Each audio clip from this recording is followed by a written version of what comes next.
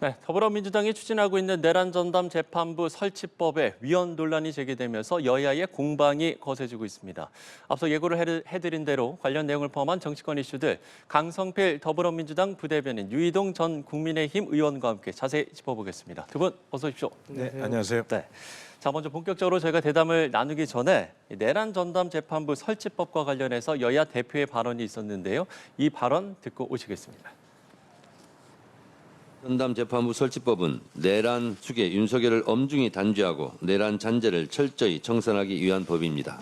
법적으로 위헌이 아니더라도 1심 재판을 지연시키려는 정략에 맞서 위헌 시비마저 최소화하겠습니다.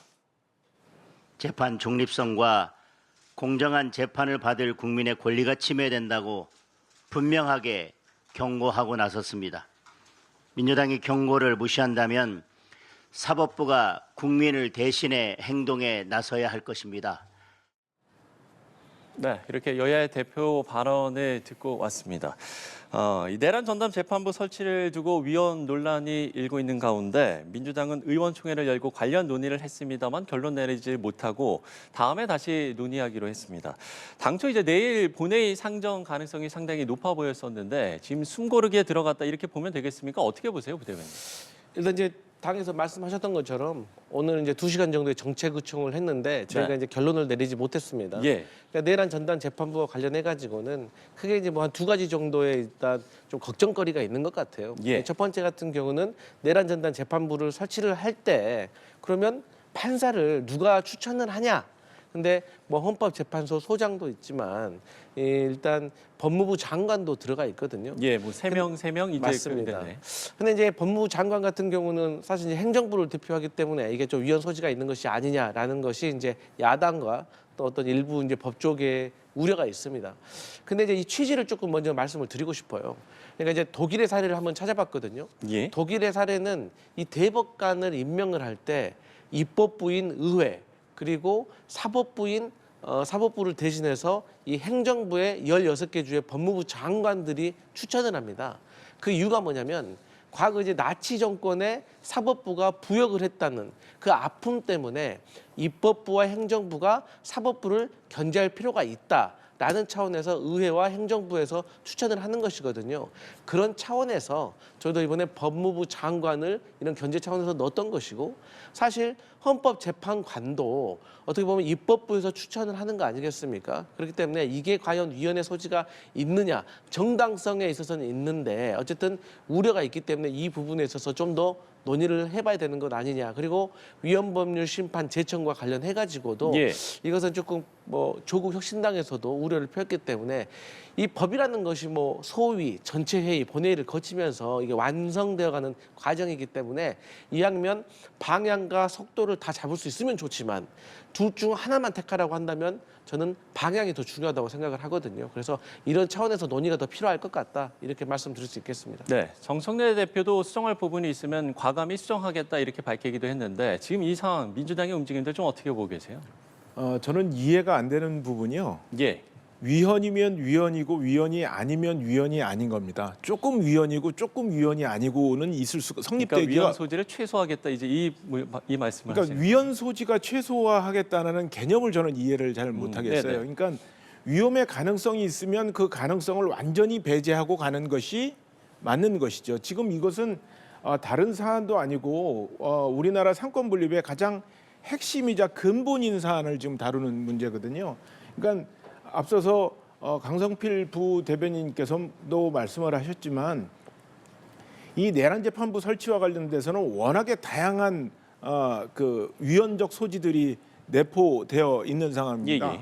아까 법무부 장관이 법관추천위원회 위원을 3인을 추천하는 문제를 두고 그런 것들이 염려가 된다는 말씀을 주셨는데 사실은 법무부 산하에 검찰이 있고 검찰이 기소 공소를 유지하기 때문에 기소 공소를 유지하는 사람이 재판을 하는 사람도 지명을 하게 된다면 이것은 상권 분립을 본질적으로 훼손하는 거여서 이거는 절대 뭐 저는 법률로서 인정을 받을 수도 없고 반드시 위헌 판결을 받을 것이라고 생각을 하는데 만약에 이것이 위헌 판결을 받게 된다면 지금 진행되고 있는 모든 계엄 탄핵 이후에 벌어지는 모든 재판들이 완전히 제로로 리셋이 돼서 처음부터 출발하는 거기 때문에 국가적 혼란이 어마어마할 것 같거든요.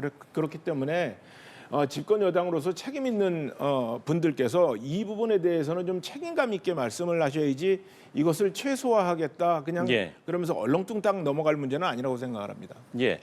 우성우 대통령실 정무수석도 어제 이제 기자간담회에서 이렇게 이제 이야기를 했습니다. 예, 지금 이제 아직 안 나오고 있습니다만, 예, 내란 전담 재판부 추진 위헌 소지를 최소화하는 범위에서 지금 대통령실과 당과 공감대를 이루고 있다 이렇게 이제 이야기를 했고, 오늘 이제 그 김현정 원내대변인도 연내 처리하는 데에는 이견이 없다 이제 이렇게 이야기를 했거든요. 이 사안들 좀 어떻게 첨언을 해주신다면요? 일단 이제 내란 전담 재판부와 관련해 가지고 네. 대통령실 그리고 저희 민주당에는 이거 설치해야 된다라는 공감대에는 일치하고 있습니다. 아무런 뭐 이견이 없어요. 예. 다만 지금 이제 국민의힘에서는 위헌의 소지를 최소화한다는 이 최소화라는 이 단어에 조금 이제 집중을 하시는 것 같은데 저는 이렇게 해석을 합니다. 저희 민주당이 내란 전담 재판부와 관련돼서 100% 완결한 법안을 내놓는다고 한들 국민의힘에서 반대 안 할까요? 할 거예요. 하지만 누가 보아도 이것은 시비 거는 것은 좀 잘못됐다라고 할 정도로 저희가 완벽성을 만들겠다, 빌미를 주지 않겠다라는 차원에서 저희가 최소화라는 단어를 썼던 것이지 예. 이게 정말 위헌이 있어서 10가지가 있는데 뭐 7가지 제끼고 뭐 3가지만 남겨놓고 하겠다 이런 최소화의 의미는 아니다. 그리고 내란과 관련돼서 아직 유죄 확정은 되지 않았지만 어쨌든 불법적인 비상계엄과 관련해 가지고는 헌법재판소에서 인정을 한 것이고 우리 국민들도 인정을 하고 있는데 이 과정 속에서 윤석열 전 대통령과 같은 분들이 혹시라도 1심이 늦어져서 구속 만료로 인해서 뭐 석방이 된다던가 아니면 지금 내란의 공범들로 혐의가 짙은 분들이 계속해서 영장이 기각되는 이런 상황에 있어서 국민들이 매우 불안해하고 또 재판 지연과 같은 전략에 대해서 사법부가 지금까지 있는 법으로는 제대로 된 대응을 하지 못하는 것에 대해서 저희가 많은 우려를 하고 있기 때문에 이 부분을 우리가 내란 전담 재판부로 해소하겠다. 예. 다시 말씀드리면 최소화는 완벽을 기하겠다는 것이지 그것을 또 국민님에게 빌미를 주지 않겠다. 이런 의미로 해석하시면 될 것 같습니다. 네. 최소화는 완벽을 기하겠다는 의미다라고 이야기를 해주셨어요. 그러니까 저희가 지금 민주당에서 이 내란 전담 재판부를 만드는 그 취지와 이런 것들을 설명하시는 과정 속에서 나오는 문제들을 문제 삼는 게 아니라 네. 이것은 불 보듯이 위헌 시비가 붙을 것이고 위헌 판결을 받는 과정 속에서 국가적인 혼란이 너무나 클 것이 자명한 일인데 이 문제를 어떤 이유에서 하는지를 국민들은 잘 이해를 못하거든요. 방금 내란 전담 재판부가 생겨야 그 윤석열 전 대통령께서 구속 만료 기간이 돼서 풀려나는 것을 막을 수 있다라고 하는데 저는 이거야말로 국민들을 호도하는 거라고 생각을 하거든요. 지금 윤석열 전 대통령은 너무나 많은 혐의로 지금 그 기소가 돼 있고 그렇기 때문에 지금 6개월이 지난다고 해서 바로 구속이 만료가 되지도 않고 다른 혐의가 계속 추가되면서 구속 기한은 훨씬 더 뒤로 연장이 되는 거라서 불필요하게 국민들께 불안감을 주시면서 위헌적 소지가 있는 법을 자꾸 만들려고 하는 것은 저는 정치적 목적 외에는 그 어떤 법적 실익을 찾기가 어렵다라고 말씀을 드립니다. 예. 자, 이런 가운데 국민의힘이 오전 10시 30분부터 오후 4시 30분까지 6시간 동안 의원총회를 열게 되는데 이 의원총회는 어떤 배경이라고 보면 되겠습니까? 지금 민주당에서 일방적으로 내란 전담 재판부를 입법하려고 하고 그것을 밀어붙이려고 하고 대통령실에서도 민주당과 뜻을 같이 한다고 하기 때문에 예. 의원총회라는 형식을 빌어서 국민들께 우리가 갖고 있는 생각들을 주의를 환기시키면서 지금 이 법 추진의 부당성 이게 돼서는 안 되는 이유 이런 것들을 설명하는 그런 절차로 알고 있습니다. 예. 내일 이제 본회의를 앞두고 대여 투쟁 수위를 끌어올린다 이렇게 보면 되겠습니까? 어떻게 이 상황은 보고 계시는지요?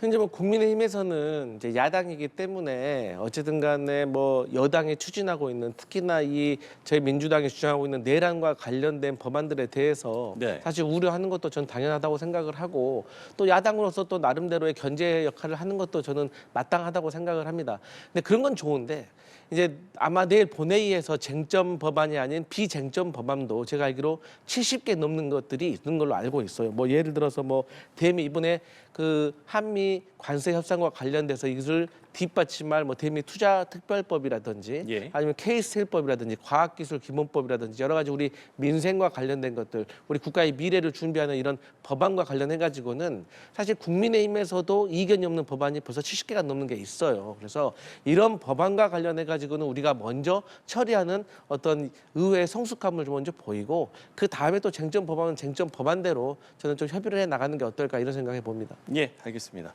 자, 그런가 하면 전국 법원장 회의에 이어서 오늘 전국 법관 대표 회의가 진행이 되고 있습니다. 지금 이제 논의 안건을 보시면 사법제도 개선 관련 입장을 표명하고 또 법관 인사 평가 제도를 변경하는 이제 이런 논의들인데 관련 이제 여기에서 민주당이 추진하는 사법개혁안에 대해서 어떤 이제 입장이 나올 것인가 이 부분이 이제 관심사인 것 같습니다. 어떤 입장이 좀 나올 거라고 보시는지 유희동 의원께 먼저 질문 드리죠. 그 조희대 대법관, 저 대법원장을 포함해서 예, 예. 또 얼마 전에 전국 대법원, 법원장, 예. 회의가 있었죠. 거기에서도 지금 현재 민주당을 중심으로 추진되고 있는 사법개혁안들이 뭐 취지는 어떻다라고 이야기를 합니다만 실질적으로 그것이 가져올 국가 시스템의 불안정성이라든지 국민들이 직접적인 피해를 입게 될 것이라는 우려에 대한 것들을 충분히 말씀을 드린 것으로 알고 있고 예. 아마 법원 대표자 회의에서도 그런 기본적인 방향을 크게 벗어나는 내용은 이야기하지 않지 않겠나 저는 그렇게 개인적으로 생각하고 있습니다. 예, 전국 법원장 회의에서 나왔던 입장 표명과 크게 다르지 않을 것 같다라고 전망을 해주셨는데 어떻게 전망하시나요?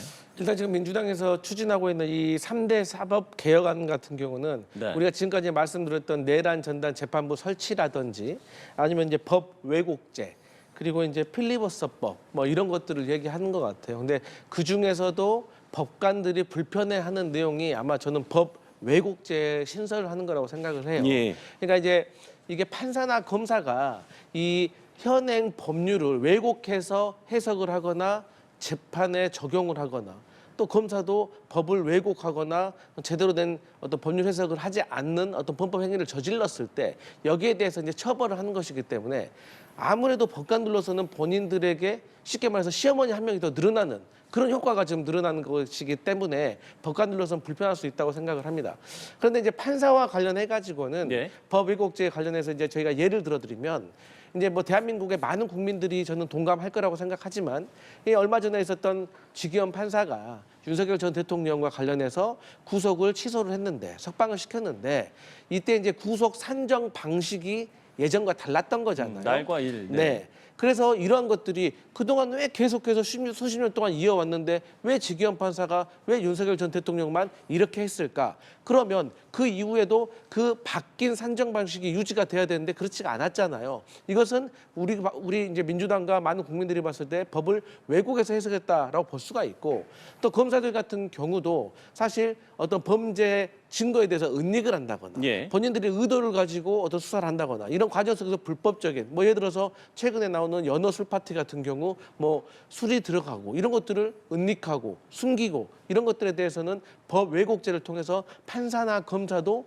거기에 맞게 부당한 법적 책임을 지게 하는 그런 법이기 때문에 일단은 법관들로서도 불편할 수는 있겠다 이런 생각합니다. 예, 저희가 이제 법관 대표 회의에 대해서 이야기를 나누고 있는 와중에 지금 이제 사법개혁안과 관련된 논의를 할 법관 대표회의 5시간여 만에 종료가 됐다라는 속보도 지금 막 전해지고 있습니다. 뭐 어떤 식으로든지 결론이 나오기 때문에 만약에 저희 뉴스 중에라도 어떤 결론이 나오게 되면 이 부분은 또 신속하게 좀 전해드리고 두 분께도 좀 의견을 엿듣기로 하고요. 저희는 주제를 바꿔보겠습니다. 여야 대표가 내년 이제 지방선거를 6개월에 앞두고 리더십 시연대에 올랐습니다. 먼저 정청래 대표가 1인 1표제는 물론이고 지방선거 공천룰까지 예상과 달리 모두 부결이 되면서 후폭풍에 직면을 했는데 정 대표의 발언을 저희가 듣고 대담을 좀 이어가 보도록 하겠습니다. 기존 광역 기초비례 후보자 선출 시 100% 권리당원 경선을 기초비례의 경우 상무위원 50%, 권리당원 50%로 수정하기로 방금 전 최고위에서 의결했습니다. 당무위와 중앙위를 거쳐 지방선거에 차질이 없도록 최선을 다하겠습니다. 당원 주권 정당의 오랜 꿈이었던 1인 1표제는 이번에는 재부의하지 않기로 했습니다. 앞으로 어떻게 할 것인가는 당원에게 뜻을 물어 길을 찾겠습니다. 네. 이렇게 정청래 대표의 발언을 듣고 왔습니다. 정청래 대표의 이제 대표 공약인 1인 1표제뿐만 아니라 지금 지방선거 공천룰 변경안이 모두 부결이 됐는데 어떻게 봐야 되는 겁니까? 일단 그 정청래 대표가 추진하고 있었던 이 1인 1표제는 본인이 이제 당 대표에 나서면서 공약했던 어떤 약속이기 때문에 네. 사실 상당히 이제 뭐 아쉬운 면이 있을 겁니다. 근데 문제는 간단합니다. 확실히 이 혁명보다 혁신이 어렵구나. 그러니까 1인 1표제는 사실 당원 주권 시대에 맞는 시대적 흐름인 거예요. 그래서 당원 게시판이나 많은 커뮤니티에 들어가 보면 당원들에게 1인 1표, 대의원과 권리당원과 똑같은 등가성을 부여한다는 데서 누가 반대를 하겠습니까? 그러면 기존에 있는 기득권이라고 표현할 수도 있겠죠. 대의원들이 사실 불편하겠죠. 왜? 본인들의 영향력이 떨어지는 거예요. 근데 이걸 조금 더 깊이 들어가게 되면 사실 지역위원장들이 대의원을 또 지명을 하고 있기 때문에 사실상 대의원들의 영향력은 지역위원장의 영향력이라고 볼 수도 있는 것이거든요.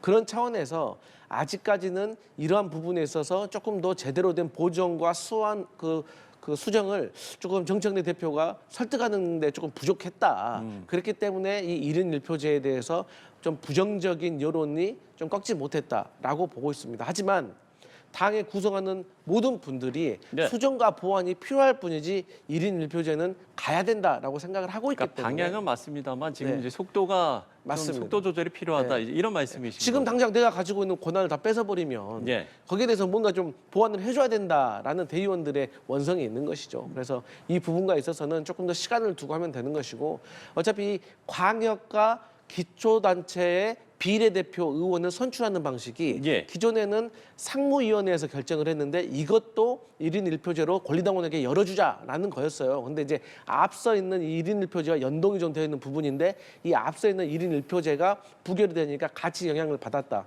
하지만 이제 기초 비례 같은 경우는 권리당원 50, 중앙위원 50, 상무위원 50으로 결정을 하겠다라고 했기 때문에 예, 이 그렇죠. 부분은 계속해서 추진이 될 것 같다. 이렇게 보시면 될 것 같습니다. 네. 물론 이제 상대당의 이야기이긴 합니다만 네. 어떻게 보시는지요? 지난주에 이 자리에서 강성필 부대변인과 저는 네. 1인 1표제가 무난하게 통과되지 않겠나 이렇게 두 분 그렇게 전망하셨어요? 예상을 했었거든요. 그러니까 왜 그랬냐면 각자의 그 예상 이유는 좀 다릅니다만 제가 봤을 때는 당 대표가 추진하고 있는 것을 이렇게 어떤 형식적인 문제를 가지고 본질과 상관없는 형식적인 문제를 가지고 무산시켰을 때는 조기 권력 투쟁이 불거져 올라올 것이고 그게 지방선거를 앞둔 민주당과 여당 입장에서는 별로 좋은 것이 아닐 거다라는 예상에서 이것은 무난하게 불편하지만 통과시키지 않겠나 싶었는데 예. 지금 이게 통과됐단 말이죠. 그래서 이게 저희가 예상하는 것보다는 민주당의 그 안에 권력 그 갈등 구조가 굉장히 복잡하구나. 그리고 이해관계가 굉장히 첨예하구나 이런 것을 알게 됐고 아마 이것이 앞으로 어떻게 향후 전국을 이끌어 나가는데 저 여당의 리더십을 형성하는데 어떤 영향을 줄지 저도 잠옷 궁금한 입장입니다. 예, 그러면 짧게만 좀 질문을 드려보면 네. 지금 이제 최고위원이 이제 지방선거에 3명이 이제 출마를 하게 되면서 네.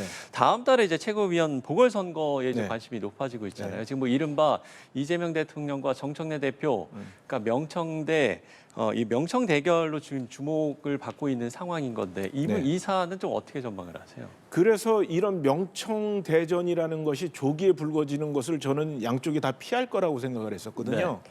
그런데 어떤 이유에서든지 지금 이것이 만들어지게 된 거잖아요. 그리고 당신들은 아니라고 하지만 이것을 바라보는 국민들과 정치권 관계자들은 이 문제를 명청 간의 갈등이고 이것이 더 심화되는 과정이다라고 해석을 할 수밖에 없기 때문에 제가 보기에는 이 문제는 좀 양쪽이 사활을 건 게임이 되지 않을까 저는 그렇게 생각합니다. 예, 알겠습니다. 짧게 좀 전망을 들어봤습니다. 자, 그런가 하면 국민의힘에서는 장동혁 대표의 리더십을 향한 공개 비판이 이어지고 있는데요. 장 대표는 꿋꿋하게 나아가겠다라고 밝혔습니다. 직접 듣고 오시죠. 저만의 타임 스케줄과 저만의 계획을 가지고 지금 가는 데 있어서 지금까지는 제가 생각했던 거에서 크게 이탈하지 않고 가고 있다고 생각합니다. 이게 진정 맞는 길인지에 대한 것을 누구도 장담할 수 없기 때문에, 그리고 그 책임은 오롯이 제가 져야 되기 때문에 어떤 경우에도 실망시켜드리지 않고 앞으로 꿋꿋하게 나아가겠습니다. 네, 이렇게 장동혁 대표의 발언을 듣고 왔는데요. 원조 친윤인 윤한홍 의원이 공개적으로 이제 비판을 하기도 했었는데 네. 지금 일단 장동혁 대표는 이 이야기를 들어보면은 마이웨이를 좀 고수하는 듯한 이런 모습인 것 같습니다. 기존의 장동혁 대표가 그 주장해왔고 당신의 스케줄대로 이렇게 예상해놓고 계획했던 것들이 있기 네. 때문에 아마 어떤 그 변수가 생기더라도 이것을 끝까지 한번 관철해 보겠다라는 의지가 있으신 것 같은데 지금 당 내외에서 분출되어 나오는 목소리들을 이렇게 살펴보면 사실은 어떠한 일정 정도의 변화를 갖지 않으면 지방선거에 관한 불안감들이 계속 증폭되기 때문에 지금 그 불안과 공포에 대한 그런 두려움들을 일정 정도 그 완화시켜 줄 수 있는 변화의 그 움직임 정도는 준비를 해야 되는 것 아니냐 이런 의견들이 좀 많이 있는 것 같습니다. 그래서 현재로서는 저 입장을 고수를 하시지만 향후의 그 상황 변화에 따라서는 충분히 변화도 가능하겠다. 저는 이렇게 예상을 합니다. 네, 나만의 타임 스케줄과 나만의 계획을 갖고 지금 이렇게 나아가고 있다라고 이야기를 했는데 지금 이제 중진 의원들을 개별적으로 만난다라는 이야기도 들리고요. 앞으로 좀 장 대표의 행보가 변화가 있겠습니까? 어떻게 보세요? 저는 이제 장 대표가 지방선거 전까지 지금 취하고 있는 스탠스를 많이 변하지 않을 거라고 저는 예상을 하고 있습니다. 네. 그러니까 변할 거라고 했다면 당 대표에 취임하고 나서 그때부터 변했어야죠. 그 전에는 이제 당 대표가 되기 위한 어떤 지지층의 결집이 필요했겠지만 당 대표가 되고 난 다음에는 내가 당 대표가 되고 나니까 우리 국민의힘이 다음 지방선거에서 이기기 위해서는 중도표를 우리가 흡수를 해야 되는 거고 또 그런 중도표의 지지를 받았을 때 우리 정당의 지지율이 올라가고 우리의 힘이 세지는데 그러기 위해서는 우리가 각 극성 지지층만 바라보고 갈 수 없지 않냐. 누가 들어도 합리적이잖아요. 그런데 장동혁 대표가 그런 일을 하지 않는단 말이에요. 그런데 저는 장동혁 대표를 어쨌든 지지하던 찐윤 그룹이 분할을 하고 있다고 생각을 해요. 그 대표적인 단면이 앞서 말씀하셨던 이 윤항원 의원이 직격을 한 거 아니겠습니까? 저는 그 이유가 지금 다음 지방선거에서 그 후보를 선출하는데 당원 50, 그다음에 뭐 국민 여론조사 50이 아니라 당원 70% 룰을 적용하겠다라는 지방선거 기획단의 제안을 장동혁 대표가 받으려고 하는 듯한 그러한 제스처에서 저는 지방선거 출마자들이 들고 일어났다. 그리고 지방선거와 관련이 있는 다른 친윤들이 장동혁 대표가 지금 본인 마음대로 본인 친한 사람들 공천하려고 하는 거 아니야? 자기 정치하려고 하는 거 아니야? 이렇게 의심을 하고 그것이 시간이 지나니까 확신으로 바뀌었다. 그렇기 때문에 저는 최근에도 초재선 소장파 25명이 장동혁 대표에게 사과해라 했고 사과하지 않으니까 12월 3일 날 본인들이 메시지를 낸 거 아니겠습니까? 이것들이 저는 지방선거를 앞두고 출마자 특히나 오세훈 서울시장 같은 경우는 당원 70%로 하자는 룰에 절대로 용납할 수가 없을 겁니다. 오히려 이것이 지방선거 기획단 나경원 단장을 위한 룰이 아닌가라고 의심할 수밖에 없고 이러한 서로 간의 지방선거 전에 이해관계를 두고 저는 친윤 그룹과 장동혁 대표 간의 어떤 갈등이 커지고 있다. 그렇기 때문에 또 본인을 지지해주는 세력에 대한 어떤 의리가 있기 때문에 전 장동혁 대표가 쉽게 입장을 바꾸지는 못할 거다. 그렇게 보여집니다. 예. 결국 당심 70%이 지방선거 공천룰에 대한 입장이 가늠자가 될 것이다. 이렇게 이제 전망을 해주셨습니다. 주제를 바꿔서요. 통일교 2인자로 불렸던 윤영호 전 세계본부장이 2022년 대선을 앞두고 국민의힘뿐만 아니라 민주당과도 접촉을 했다 이렇게 밝히면서 논란이 되고 있습니다. 이 사안 어떻게 보고 계십니까? 저희 민주당은 좀 심각하게 보고 있고요. 네. 이와 관련해 가지고 사실 철저하게 진상이 좀 규명이 돼서 억울한 상황에 처해 있는 의원이 있다면 또 해명을 할 수 있는 기회가 돼야 되는 것이고 예. 또 통일과의 또 부적절한 관계에 있었다고 하면 또 당연히 정치적, 법적 처벌을 해야 된다. 그것이 또 세상 이치에 맞는 거 아니겠습니까?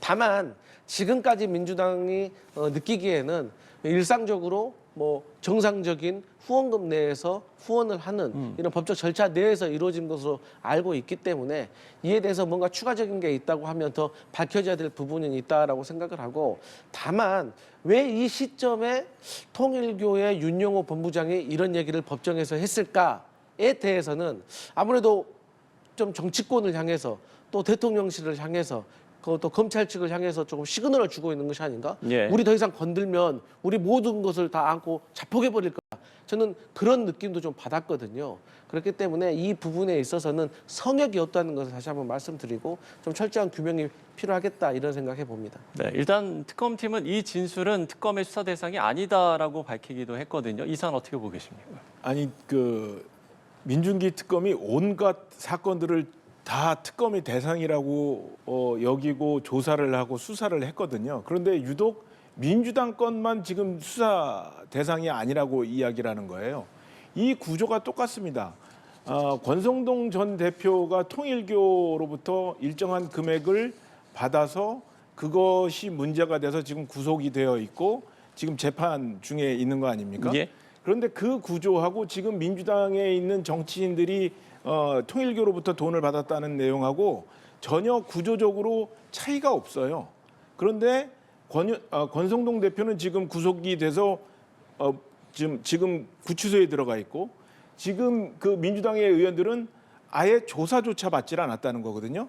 그 혐의가 무엇인지 알고 그 기초 자료 조사조차도 하지 않은 상황이기 때문에 이것은 너무나 선택적인 조사고 이것은 직권 남용이고 제가 보기에는 오히려 특검이 지금 특검을 받아야 되는 상황이 아닌가 저는 그렇게 보고 있습니다. 예, 알겠습니다. 자, 끝으로 마지막 이슈 한 가지만 더 짚어보면 이재명 대통령이 SNS에 올렸는데 성동 구민의 만족도가 92.9%로 나타났다는 기사를 첨부하면서 정원호 구청장이 일을 잘하기는 잘하나 보다 이렇게 SNS에 글을 남겼습니다. 이 사안 어떻게 봐야 됩니까? 일단 지난 22년도 지방선거에서 윤석열 전 대통령이 취임한 지 직후에 있었던 지방선거이기 때문에 네. 그야말로 서울에서 기초단체장 선거는 국민의힘이 휩쓸었다고 해도 과언이 아닐 겁니다. 그런데 그 가운데서도 살아남은 구청장이 바로 정원호 성동구청장입니다. 그러니까 성동구는 우리가 쉽게 말해서 험지도 그리고 텃밭도 아니다. 그러니까 5대5 지역구로 우리가 하는 거거든요. 그러니까 잘하면은 당선되는 것이고 조금이라도 삐끗하면 떨어지는 게 이제 성동구이기 때문에 예. 그런 차원에서 정원호 청장이 구정을 잘해가지고 구민들에게 인정받았다는 것은 사실 뭐 어제 오늘 일은 아닙니다. 그런데 이제 이재명 대통령이 정원호 청장과 관련해서 저런 메시지를 냈던 거는 아무래도 본인의 정치적으로 성장할 수 있던 기반이 본인도 성남시장 즉 기초단체장에서 시작을 했던 것이고 또 기초단체장을 본인이 해오면서 야 이거 쉽지가 않거든요. 특히나 이게 이 구정의 어떤 구의 어떤 그 구성이 뭐 민주당이 많거나 아니면 또 국민의힘이 많거나 하면 또 구정이 더 어려운데 이런 어려운 환경 속에서도 국민들로부터 92%가 넘는 지지를 받았다는 것은 기초단체장과 광역단체장을 역임해본 이재명 대통령으로서는 좀 관심이 가고 높이 살만한 부분이었기 때문에 칭찬을 한 것이 아닐까 이런 생각해 봅니다. 예.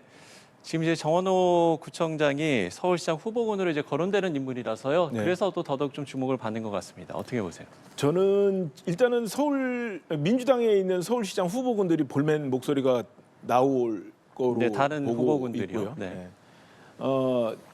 우리 옛말에 이런 말이 있지 않습니까? 그 오얏나무 밑에 가서 갓근을 고쳐 매지 말고 오이밭에 가서 신발 고쳐 신지 말라는 표현이 있는데 오해 살 일은 안 하시는 게 좋죠. 대통령께서 특정 정당의 특정 후보를 특정한 정치적 그 목적을 두고 있는 특정한 후보를 저렇게 띄우는 것이 오해 살만하다. 오히려 지금 서울시장 후보를 도우시려면 지난 10월 15일 날 내셨던 부동산 대책 손보고 그거에 대한 대안을 만드시는 게 좋을 것이다. 지금 10월 15일 부동산 대책 이후에 부동산 거래가 뭐 완전히 끊긴 상태나 다름이 없고 그럼에도 불구하고 부동산 가격은 계속 뛰고 있고 제가 보기에 내년 봄 이사철을 앞두고는 전세 물건도 거의 사라질 거고 전세 물건이 사라지면 월세로 전환이 돼서 예. 월세 폭등이 일어날 거거든요.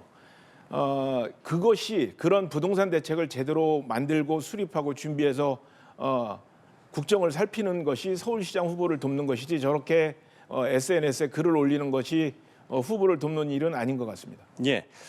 자, 그런가 하면 소년범 논란으로 은퇴를 선언한 배우 조진웅 씨의 논란이 정치권으로도 이어지고 있습니다.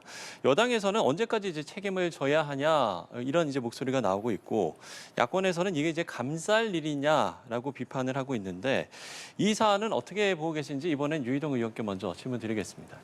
참 어려운 문제고 안타까운 문제죠. 예. 지금 소년범들에게는 앞으로 이 친구들이 사회에 나와서 사회에 잘 적응하고 훌륭한 구성원이 되라는 취지로 그때 있었던 일들을 이렇게 꽁꽁 좀 싸매는 그 정보를 노출하는 것을 제한하는 그런 규정을 두고 있거든요. 그런데 이 논란이 지금 최근에는 뭐 사법적 영역은 아닙니다만 거의 준사법적 그 성격을 띠고 있는 학교 폭력과 관련돼서 연관돼 있던 분들이 학교에 입학이 취소되거나 아니면 유명 스포츠 선수들이 그 팀을 떠나게 되거나 은퇴를 하거나 이런 일들이 있지 않습니까? 예. 그러니까 그런 사례도 있는데 하물며 사법적 판단을 받은 이러한 공인이 이로부터 이런 논란으로부터 자유스러운 것은 마땅치 않다라고 해서 지금 최근에 이런 목소리들이 계속 분출되고 있는데 사회적 변화에 따른 우리가 대안들을 만드는 것을 차분히 좀 지켜보고 공론의장에서 이것을 이야기할 필요가 있겠다라는 생각은 들거든요. 저 촉법소년 그 시기를 조금 나이를 좀 낮추느냐 높이느냐 뭐 이런 논란이 있는 것처럼 그런데 정치권이 여기에 너무 관여를 하게 되면 이게 당초 의도했던 뭐 진중한 사회적 합의를 기대하기는 좀 난망할 것 같고요. 그래서 좀 정치권은 이 문제로부터는 좀 한 발짝 물러서서 지금 현재 문제가 되고 있는 뭐 특검의 문제라든지 아니면 저 내란 전담 재판부 신설이라든지 아니면 높은 저 환율, 물가 이런 부분에 집중을 하는 것이 훨씬 더 국민들의 삶을 복돋아 주는데 도움이 되지 않을까 이런 생각합니다. 예. 이 문제까지 정치권에서 나서서 목소리를 낼 필요가 있냐 이제 이런 말씀이셨던 것 같아요. 어떻게 보시는지요? 저도 유동 의원님 말씀에 적극적으로 동감하는 게 제가 오늘 기사를 좀 읽어보고 많은 방송을 봤어요. 네. 그런데 희한하게 돌아가요. 예를 들어서 법요건에서는 조진웅 씨를 옹호하고 있고 뭐 야당에서는 조진웅 씨를 비판하고 있다. 뭐 이런 식으로 돌아가는데 제 주변에 야권 성향인데도 불구하고 조진웅 씨를 응원한 사람도 있고 또 여권 사람인데도 불구하고 조진웅 잘못했네 하는 사람이 있어요. 근데 마치 이게 꼭 정당에 따라서 누구는 옹호하고 누구는 비판 이건 정말 잘못된 것이고 비생산적입니다. 그래서 저는 이 문제는 어떤 본질로 가야 되냐면 연예인이나 유명인이 잘못을 했을 때 과연 이들에게 어떠한 책임을 지우게 하는 것이 우리 사회가 성숙한 사회로 가는 것인가 모두가 동의할 수 있겠는가. 예를 들어서 어떤 사람은 어떤 가수는 뭘 잘못했어요. 6개월 만에 복귀하는 사람도 있습니다. 근데 또 뭐 어떤 배우는 1, 2년 지나도 복귀를 못하고 있어요. 이거는 어떤 잣대가 있는 것이죠? 그래서 저는 배우는 배우대로 가수는 가수대로 그 나름의 그 영역에 있어서 협회가 있잖아요. 예. 그 협회에서 좀 제도를 좀 정비를 해가지고 나름대로 결론을 좀 내려주는 이런 것이 중요하지. 느닷없이 정치권이 들어와서 누구는 뭐 괜찮다, 누구는 안 괜찮다라고 하는 이 자체가 저는 너무 진영 논리로 빠지는 것 같아서 참 우려스럽다 이런 말씀 드립니다. 예, 알겠습니다. 지금까지 강성필 더불어민주당 부대변인 유희동 전 국민의힘 의원과 함께 이야기 나눠봤습니다. 두 분 오늘 말씀 고맙습니다.